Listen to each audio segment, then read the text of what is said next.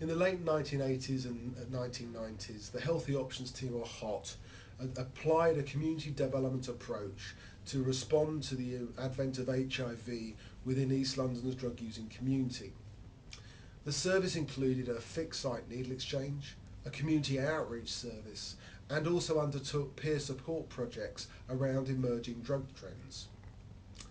As happens in many needle exchanges, clients took larger stocks of needles and syringes to give to their friends and peers, and in most cases this didn't require a more formalised approach. However, we did also support some formal secondary needle exchange projects, and I want to describe three examples to you.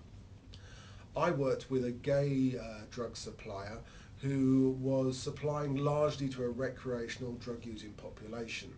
Within his clientele there was a small subgroup of people who injected both cocaine and ketamine.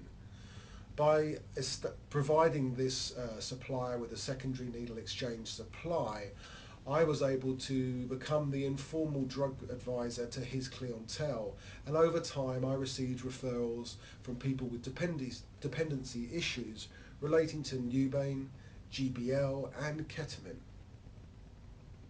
Nikki Barth, one of HOT's other team leaders, established a relationship with a drug user on an East End estate who had access to a group of drug using mothers who absolutely refused to enter services. Despite never seeing this group, Nikki was able to interact with them and exchange messages with them, providing health advice and support through the secondary needle exchange supplier. A South Asian member of Respect was also able to reach out to the emerging population of ejectors within the Bangladeshi community. Culturally specific services were targeted at heroin chasers, and there was also a high level of stigma around injecting within the Bangladeshi community. The secondary needle exchange was able to reach out at a key moment and pick up the early adopters of injecting to prevent the spread of HIV into this sub-community.